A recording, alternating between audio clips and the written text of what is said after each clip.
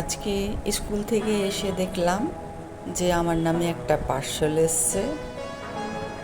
দেখি লেখালেখি করি, সামনে পুজো আসছে, ওই জন্য পুজো সংখ্যার লেখা প্রচুর জায়গা দিয়েছি, সব নাম মনে নেই, সবাই পাঠান না, কিছু কিছু মানুষ পাঠায়। তো দেখে খুব খুশি হলাম। দেখি আমার কোন লেখাটা বেরিয়েছে এখানে।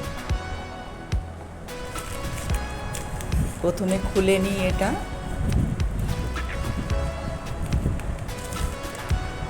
খুব সুন্দর করে প্যাকেট করা আছে যাতে জলে না ভিজে যায়।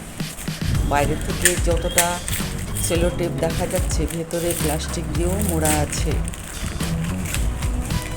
যার জন্য পত্রিকাটি সম্পূর্ণ সুন্দরভাবে আমার হাতে এসে পৌঁছেছে।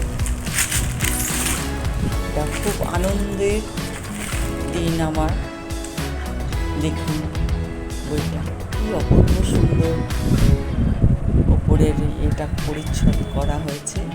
এই দেখুন সূচিপত্র আরও অনেক পাতা আছে, প্রথম পাতাটাই দেখালাম। কত গুণী মানুষ আছে সেইখানে আমার নামটা। এত গুণী মানুষদের সঙ্গে আমার এই ক্ষুদ্র নামটা কীভাবে জল জল করছে দেখে আমার চোখে জল এসে যাচ্ছে।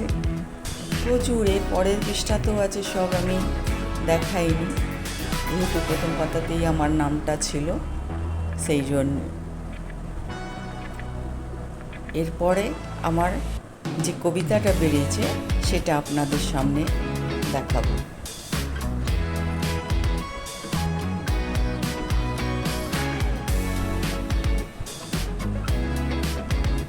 আগেকার দিনের যে কবি সাহিত্যিকরা ছিলেন আর এখনকার যে কবি সাহিত্যিকরা আছেন, সব আছে এই বইটিতে। এই দেখুন আমার কবিতা এসে গেছে।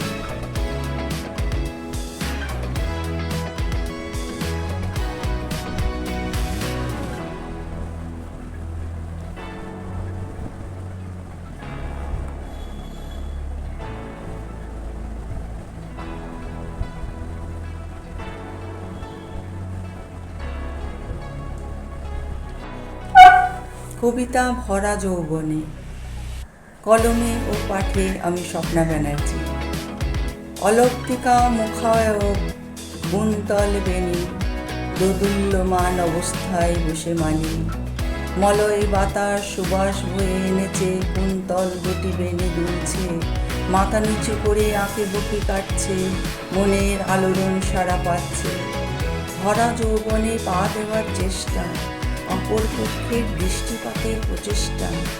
বিকিকিনির বাজারে ওদের বিশ্বাস অবিশ্বাস মন ফাঁদে ডানা মেলার ষড়যন্ত্র করছে, আবার দোটানায় বারংবার পড়ছে।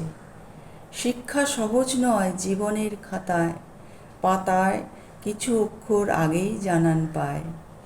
অমনি মুচকি হাসি ভাবনায় মুখমণ্ডল উচ্ছ্বাসের জানান দেয়।